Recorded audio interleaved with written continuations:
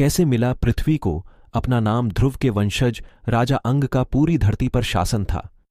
वह बहुत धार्मिक और वेदों के ज्ञाता थे, परंतु उनका पुत्र वेण अत्यंत उदंड था।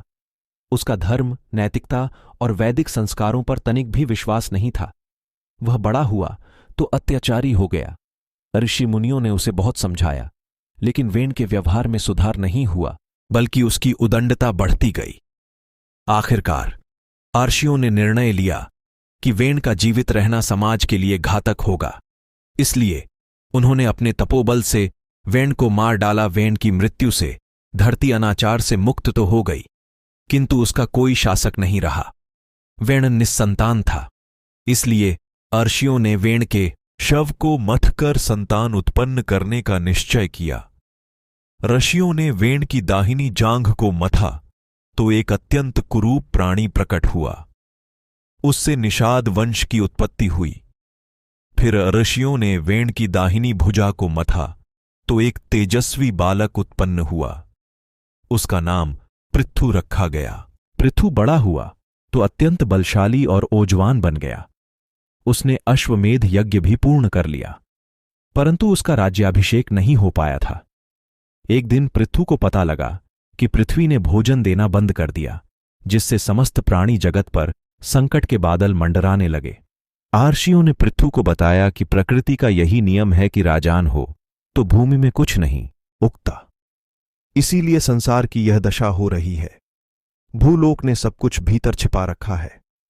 यह सुनकर पृथु ने अपना अस्त्र शस्त्र उठाया और भूलोक को खोदकर उसके भीतर से भोजन निकालने को तत्पर हो गया। भूलोक ने पृथु का क्रोध देखा तो भयभीत होकर गाय का रूप धारण करके भागना शुरू कर दिया, परंतु पृथु ने गाय रूपी भूलोक का पीछा नहीं छोड़ा। वह निरंतर गाय को मारने की धमकी देता रहा। आखिर में गाय ने पृथु से कहा, मैं तुम्हारी मां के समान हूं, मुझे मार दोगे तो मानव जाति का अस्तित्व ही समाप्त हो जाएगा, इसलिए सबकी रक्षा करना तुम्हारा कर्तव्य है। पृथु ने कहा, आपका कर्तव्य संसार का पोषण करना है। आपकी तरह सब कर्तव्य त्याग देंगे तो ब्रह्मांड का क्या होगा? यदि आप संसार की रक्षा नहीं करेंगी तो मैं भी आपकी रक्षा नहीं करूंगा।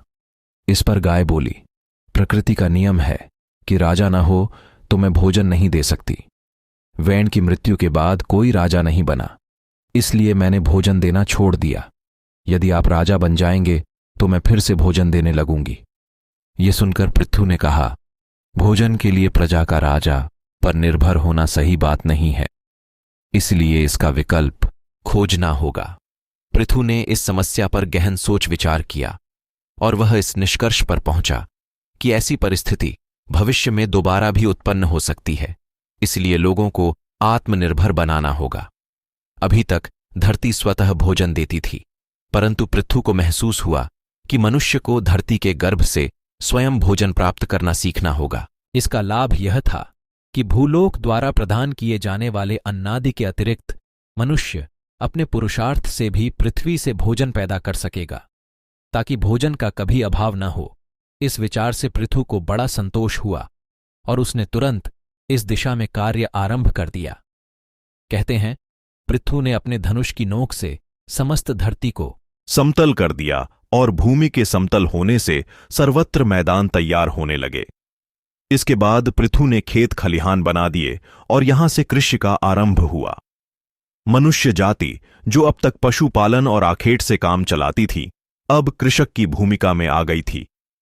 कृषि का आरंभ हुआ तो सर्वत्र अन्न और धान की फसलें लहलहाने लगीं।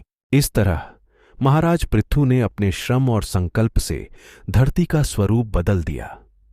पृथु के इसी योगदान के चलते उनके नाम पर धरती को नाम मिला पृथ्वी।